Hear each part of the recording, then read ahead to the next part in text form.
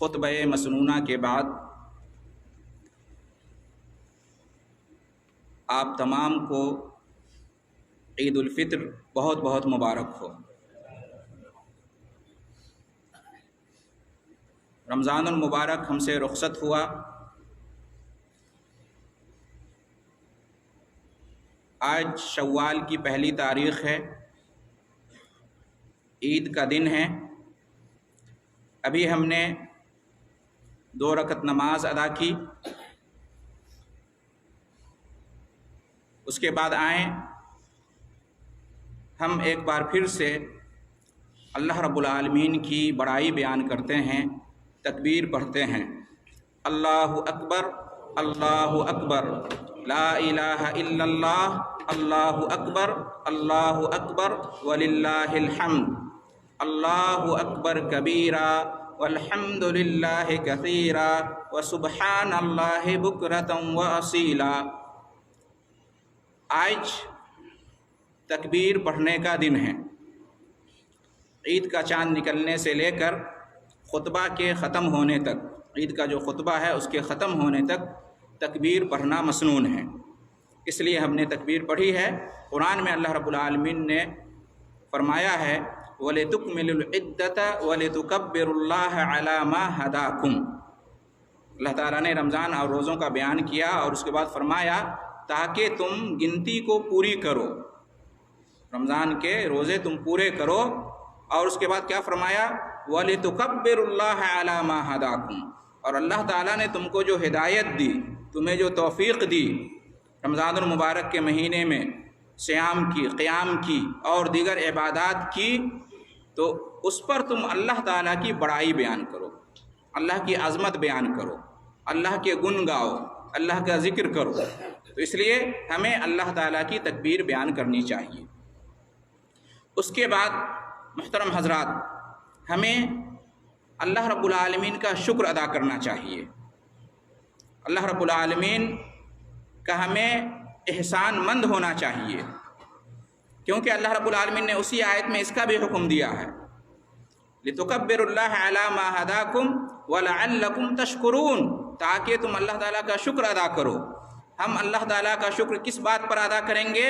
اس بات پر کہ اللہ تعالیٰ نے ہمیں رمضان المبارک کا مہینہ نصیب فرمایا، اور اس ماہ مبارک میں صیام کی، قیام کی، تلاوت قرآن کی، صدقات و خیرات کی، اور جتنی بھی نیکیاں اور جتنی بھی عبادتیں ہم نے کی، اللہ رب العالمین نے ہمیں اس کی توفیق دی، یہ اللہ کے فضل و کرم سے ہوا، تو اس پر ہمیں اللہ رب العالمین کا شکر ادا کرنا چاہیے۔ یہ کیسے ہمارے لیے آسان ہو گیا؟ یہ اللہ کی مدد سے ہوا، اللہ کے کرم سے ہوا۔ ہم کیسے یہ سب کر پائے؟ یہ سب اللہ کی مہربانی ہے، تو اس پر ہمیں اللہ رب العالمین کا شکر ادا کرنا چاہیے۔ اللہ تعالیٰ کا شکر ادا کرنے سے اللہ تعالیٰ کی جو دی ہوئی نعمتیں ہیں ان میں اور اضافہ ہوتا ہے، اس لیے ہمیں اللہ کا شکر ادا کرنا چاہیے۔ اس کے بعد محترم حضرات، ہمیں چاہیے کہ ہم قبولیت کی دعا کریں۔ ہم نے رمضان المبارک میں اتنی محنتیں کی، اتنے وقت ہم نے خرچ کیے، اللہ کی عبادت کی، اور طرح طرح کی نیکیاں ہم نے انجام دیں۔ اللہ رب العالمین اپنے فضل و کرم سے ان کو قبول فرما لے۔ اصل بات یہی ہے کہ اللہ قبول کر لے۔ اللہ رب العالمین اپنے فضل خاص سے، اپنی رحمت سے اسے قبول کر لے، اس کی ہمیں دعا کرنی چاہیے۔ نیک لوگوں کی یہ نشانی ہے کہ اللہ کی عبادت کرنے کے بعد، نیکی کے کام کرنے کے بعد وہ اتراتے نہیں ہیں، وہ تکبر نہیں کرتے ہیں، وہ چین سے بیٹھ نہیں جاتے ہیں، بلکہ وہ اللہ رب العالمین سے دعا کرتے ہیں کہ اللہ قبول فرما۔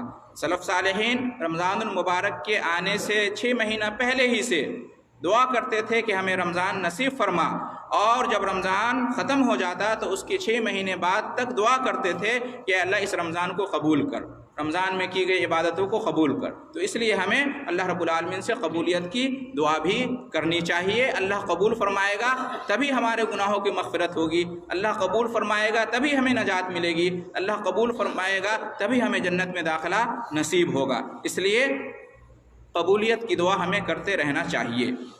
اسی کے ساتھ محترم حضرات، ہم انسان ہیں اور انسان سے غلطیاں سرزد ہوتی ہیں، کمی اور کوتاہی ہو جایا کرتی ہے، تو ظاہر ہے ہم سے بھی کمیاں، کوتاہیاں، غلطیاں سرزد ہوئی ہوں گی رمضان کے مہینے میں۔ کما حقہ، اللہ کی عبادت ہم نے انجام دینے کی کوشش کی ہوگی، لیکن پھر بھی انسان ہونے کے ناطے کہیں نہ کہیں کوئی نہ کوئی کمی، کوتاہی، خامی رہ گئی ہوگی، تو اس کے لیے ہمیں کیا کرنا چاہیے؟ توبہ کرنی چاہیے اور استغفار پڑھنا چاہیے۔ توبہ کریں، استغفار کریں کہ اللہ رب العالمین ان کوتاہیوں کو، ان غلطیوں کو معاف فرما دے، ان سے درگزر کر دے۔ اللہ رب العالمین توبہ قبول کرنے والا ہے، ہمیں اللہ سے دعا کرنی چاہیے اور توبہ بھی کرنا چاہیے۔ ربنا تقبل منا انک انت السمیع العلیم وتب علینا انک انت التواب الرحیم۔ تو ہم توبہ کریں۔ عمل ضائع کیسے ہوتا ہے؟ نیک عمل ضائع ہوتا ہے اللہ تعالیٰ کے ساتھ شرک کرنے سے۔ ہمارے عقیدے میں کہیں کوئی شرک پیدا ہو جائے گا تو ہمارا سارا عمل بیکار ہو جائے گا۔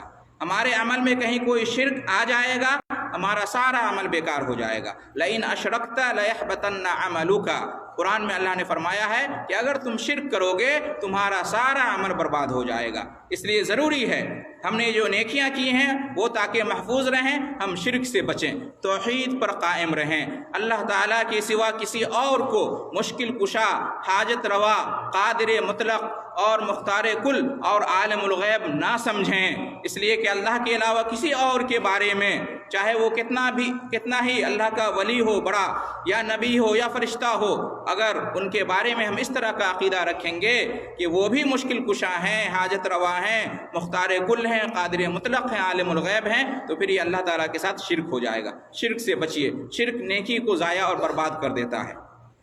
دوسری چیز، بدعت سے بچیے، بدعت سے بھی بڑی محرومی ہاتھ آتی ہے، بدعت سے بھی عمل برباد ہو جاتا ہے۔ من عمل عملا لیس علیہ امرنا فہو رد، جس عمل میں بدعت آ جاتی ہے وہ عمل مردود ہو جاتا ہے۔ اور قیامت کے دن یاد رکھیے گا بدعتیوں کو حوض کوثر سے دور کر دیا جائے گا۔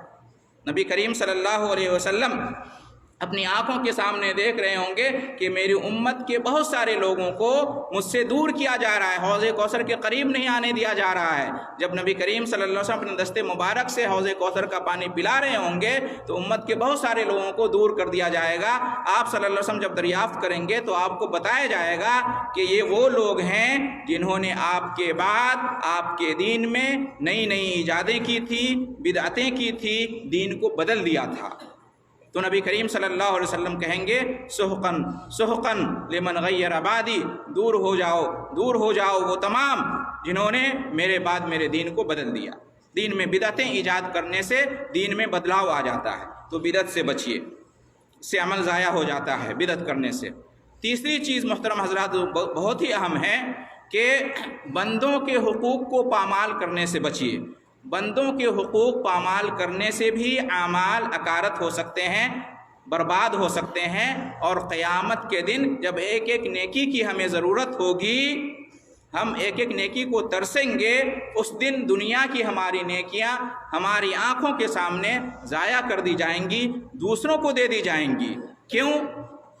بندوں کے حقوق پامال کرنے کی وجہ سے، بندوں کو ان کے حقوق نہ دینا، بندوں پر ظلم کرنا، اللہ کے کسی بھی بندے پر ناحق ظلم کرنا، اس کے ساتھ ناانصافی کرنا، گالی گلوچ کرنا، لڑائی جھگڑا کرنا، اس کا کوئی حق مار لینا، اس کا کوئی مال لے لینا، غصب کر لینا، اس کا کوئی بھی حق ضائع کر دینا، اسے مارنا، اسے برا بھلا کہنا، جتنی بھی صورتیں ہو سکتی ہیں ظلم اور ناانصافی کی، اس سے بچنا ضروری ہے، ورنہ قیامت کے دن افلاس اور مفلسی کا سامنا کرنا پڑ سکتا ہے۔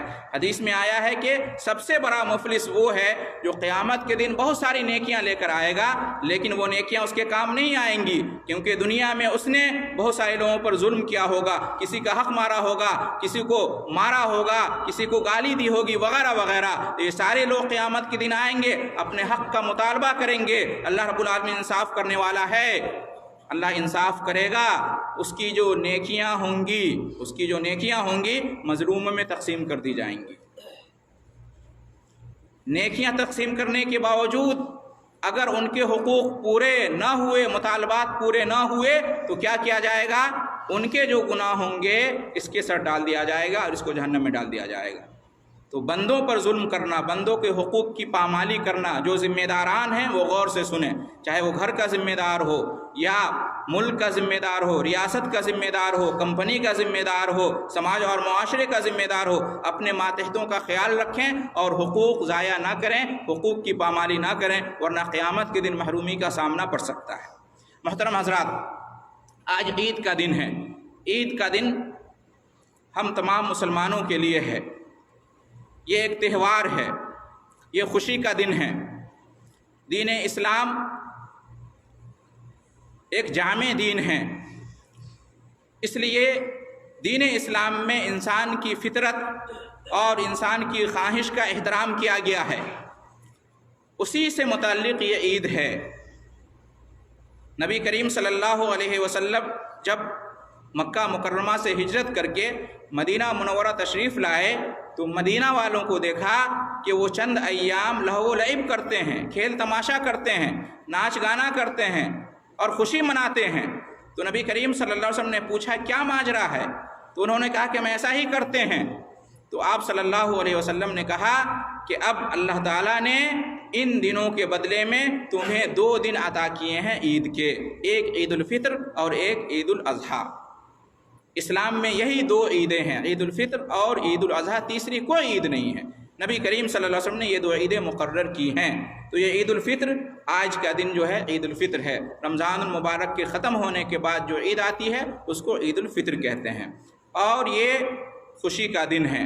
جائز طریقے سے ہم خوشیاں منا سکتے ہیں، جائز طور طریقے ہم اپنا سکتے ہیں، جائز کھیل کود، جائز اشعار وغیرہ جائز طریقے سے سیر و تفریح کر سکتے ہیں، اس میں کوئی مذائقہ نہیں ہے۔ خوشی کا اظہار اس طرح سے کر سکتے ہیں۔ عید ہے، خوشی کا دن ہے، خوش ہونا چاہیے، خوشی کا اظہار کرنا چاہیے۔ قرآن میں اللہ رب العالمین نے یہ بیان کیا، قل بفضل اللہ وبرحمتہ فبذلک فلیفرحوا، کہ اللہ کے فضل سے، اس کی رحمت سے لوگوں کو خوش ہونا چاہیے۔ یہ اللہ کا فضل ہے، اس کی رحمت ہے کہ رمضان ہمیں ملا اور ہم نے رمضان میں محنت کی، اللہ کی عبادت کی، رمضان اب پورے ہو گئے، تو اس پر ہمیں خوش ہونا چاہیے، خوش ہونا چاہیے۔ خوش کس بات پر ہونا چاہیے؟ خوش اس بات پر ہونا چاہیے کہ اللہ رب العالمین نے ہمیں رمضان نصیب فرمایا اور اس میں ہم نے روزے پورے کیے، تراویح کی نماز ادا کی، صدقات و خیرات کیے اور تلاوت قرآن اور تمام نیکیاں کی۔ اس بات پر خوشی ہونی چاہیے۔ خوشی اس بات پر نہیں ہونی چاہیے کہ رمضان اچھا ہوا چلا گیا، پورا 1 مہینہ میرا ٹائم ٹیبل سب گڑبڑ ہو گیا تھا اور اب جو ہے تراویح نہیں پڑھنی پڑے گی، روزہ نہیں رکھنا پڑے گا، یہ نہیں کرنا پڑے گا، وہ نہیں کرنا پڑے گا۔ اس بات پر خوشی نہیں، بلکہ خوشی اس بات پر کہ اللہ کے فضل سے رمضان ہم نے پایا اور رمضان میں ہم نے اللہ کی عبادت کی، اس بات پر خوش ہونا چاہیے۔ اور جب سب موجود تھے تو دیکھا کہ لڑکیاں اشعار گا رہی ہیں۔ ابو بکر رضی اللہ تعالیٰ عنہ تھوڑا خفا ہوئے، ناراض ہوئے اور کہا کہ کیا نبی کے سامنے شیطان کی گھنٹیاں بجائی جا رہی ہیں؟ تو نبی کریم صلی اللہ علیہ وسلم نے حضرت ابو بکر صدیق رضی اللہ تعالیٰ عنہ کو روکا اور کہا کہ نہیں، رکو رکو، ان لکل قوم عید وہذا عیدنا، ہر قوم کی عید ہوتی ہے، تہوار ہوتا ہے، ہم مسلمان ہیں، ہماری یہ عید ہے، ہمارا یہ تہوار ہے۔ تو وہ جائز اشعار تھے، جو ہے فحش اور منکرات، یہ سب وہ گناہ ہیں جن کی وجہ سے اللہ کا عذاب دنیا میں بھی نازل ہوتا ہے اور قیامت کے دن بھی دردناک عذاب ہوگا۔ قرآن میں اللہ رب العالمین نے کیا ارشاد فرمایا؟ وَمِنَ النَّاسِ مَن يَشْتَرِي لَهْوَ الْحَدِيثِ لِيُضِلَّ عَن سَبِيلِ اللَّهِ بِغَيْرِ عِلْمٍ وَيَتَّخِذَهَا هُزُوًا۔ رشتہ داروں کے حقوق ادا کرنا چاہیے، رشتہ داروں کے احوال دریافت کرنا چاہیے، رشتہ داروں کی زیارت کرنی چاہیے، ان سے ملاقات کرنی چاہیے، ان سے بات کرنی چاہیے اور ان کی خبر گیری کرنی چاہیے، ان کی کوئی حاجت اور ضرورت ہے تو ان کو پوری کرنی چاہیے۔ رشتہ داروں کا حق ادا کرنے سے، رشتہ داروں کے ساتھ تعلقات بنانے سے کیا ہوتا ہے؟ رزق میں برکت ہوتی ہے، عمر بھی لمبی ہوتی ہے اور بہت سارے فائدے ہیں۔ تو آج کا دن کچھ وقت ایسا ہمیں نکالنا چاہیے جو رشتہ داروں کے لیے خاص ہو۔ اسی طرح سے آج کے دن پڑوسیوں کا بھی خیال رکھنا چاہیے، انہیں بھی اپنی خوشی میں شریک کرنا چاہیے، اس لیے کہ پڑوسی کے ساتھ حسن سلوک کرنا یہ ایمان کی علامت ہے۔ اسی طرح سے غربا اور مساکین کا بھی خیال رکھنا چاہیے، آج کے دن ان کو بھی اپنی خوشی میں شریک کرنا چاہیے، انہیں بھی احساس نہیں ہونا چاہیے کہ وہ کمتر ہیں اور وہ صحیح طریقے سے خوشی نہیں منا سکتے۔ یہ سب ایمان کی علامت ہے، تو یہ سب بھی ہمیں کرنا چاہیے۔ محترم حضرات، آج عید کا کا دن خوشی اور محبت کا دن ہے۔ آج اس بات کا دن ہے کہ ہم اپنے دل کو پاک اور صاف کر لیں۔ آج ہاتھ سے ہاتھ اور گلے سے گلے ملانے کا دن نہیں ہے، بلکہ دل سے دل ملانے کا دن ہے۔ ہمیں ایک دوسرے کے خلاف دل کو بالکل پاک اور صاف کرنے چاہیے۔ جب ہم مصافحہ کریں یا معانقہ کریں تو ہم پہلے دل کو صاف کریں۔ دل ہمارا ملنا چاہیے، صرف زبان اور ہاتھ سے نہیں ہوتا ہے، دل کا اصل ملان ہونا چاہیے۔ تو آج کے دن جو بگڑے ہوئے تعلقات ہیں ان کو دوبارہ پھر سے استوار کرنے کی ضرورت ہے۔ آج کے دن جو تعلقات بنے ہوئے ہیں ان کو مزید مستحکم اور مضبوط کرنے کی ضرورت ہے۔ روٹھوں کو آج منانے کی ضرورت ہے، اور ان چیزوں میں جو پہل کرے ان کے لیے زیادہ اجر اور ثواب ہے، تو ان چیزوں میں پہل کرنے کی ضرورت ہے۔ تو محترم حضرات، یہ عید کا پیغام ہے، عید کی خوشی کا یہ مطلب ہے، عید کے دن یہ اسلامی طریقہ ہے جو آپ کے سامنے مختصر انداز میں بیان کیا گیا ہے۔ ہمیں کوشش کرنی چاہیے کہ آج کے خطبے میں جو کچھ بیان کیا گیا ہم ان کو کھلے دلوں سے قبول کریں اور ان پر عمل کرنے کی کوشش کریں۔ آئیے آخر میں ہم اللہ رب العالمین سے دعا کرتے ہیں۔ اللهم صل على محمد وعلى آل محمد كما صليت على إبراهيم وعلى آل إبراهيم إنك حميد مجيد، وارض اللهم عن الخلفاء الراشدين المهديين أبي بكر وعمر وعثمان وعلي وعن الصحابة أجمعين وعنا برحمتك يا أرحم الراحمين۔ اللهم أعز الإسلام والمسلمين، اللهم أذل الشرك والمشركين، اللهم أذل الكفرة والملحدين، اللهم دمر أعداءك أعداء الدين من اليهود والنصارى والمشركين والملحدين والكافرين۔ اللهم انصر الإسلام والمسلمين، اللهم انصر الإسلام والمسلمين، اللهم انصر الإسلام والمسلمين، اللهم انصر إخواننا المسلمين المظلومين المستضعفين في فلسطين، اللهم انصر إخواننا المسلمين المظلومين المستضعفين في فلسطين، اللهم انصر إخواننا في فلسطين، اللهم انصرهم نصرا مؤزرا، اللهم أيدهم، اللهم أيدهم۔ عباد الله رحمكم الله، اللهم يسر أمور المسلمين، اللهم أصلح أحوال المسلمين، اللهم فرج هم المهمومين من المسلمين ونفس كرب المكروبين، وارحم موتانا وموتى المسلمين، واشف مرضانا ومرضى المسلمين۔ اے اللہ دین اسلام کی اور اہل اسلام کی مدد فرما۔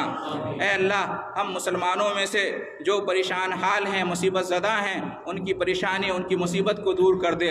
ہم میں سے جو مظلوم ہیں اللہ تعالیٰ ان کے اوپر سے ظلم کو رفع کر دے۔ اے اللہ رب العالمین تو کمزوروں کی، مظلوموں کی، ہم تمام مسلمانوں کی مدد فرما۔ اے اللہ رب العالمین ہم میں سے جو بیمار ہیں انہیں جلد سے جلد مکمل شفا اور عافیت عطا فرما۔ اے اللہ رب العالمین ہم میں سے جو مقروض ہیں ان کے قرض کا کوئی انتظام کر دے، قرض کی کوئی صورت نکال دے۔ اے اللہ رب العالمین ہم میں سے جو بے روزگار ہیں ان کے روزگار کا انتظام کر دے۔ اے اللہ رب العالمین جو فوت ہو چکے ہیں ان کی مغفرت فرما، جو باحیات ہیں ان پر رحم فرما۔ اے اللہ رب العالمین دنیا میں کہیں بھی کسی بھی مسلمان پر کوئی ظلم، کوئی ناانصافی اس کے ساتھ ہو رہی ہو تو غیر مسلمانوں میں اتحاد و اتفاق پیدا فرما۔ اے اللہ مسلمانوں کے کلمہ کو، مسلمانوں کو ایک کلمے پہ جمع کر دے۔ اے اللہ رب العالمین مسلمان اور اسلام کے دشمنوں کو، ان کے منصوبوں کو تو خاک میں ملا دے۔ اے اللہ رب العالمین ہر طرح کی آزمائش میں ہمیں پاس کر دے، ہر طرح کی آزمائش سے ہمیں نکال دے۔ اے اللہ رب العالمین دنیا میں بھی اور آخرت میں بھی ہمیں خیر اور برکت کے ساتھ رکھ۔ اے اللہ رب العالمین ہمارے والدین کی مغفرت فرما دے، ہمارے اہل و عیال پہ رحم فرما دے۔ اے اللہ رب العالمین ہمارے دوست، رشتہ دار اور تمام مسلمانوں پہ رحم فرما، اور جو غیر مسلمین ہیں ان کے ذہن میں جو اسلام کے بارے میں غلط فہمیاں ہیں ان کو دور کر دے۔ اے اللہ انہیں بھی ایمان کی، اسلام کی ہدایت عطا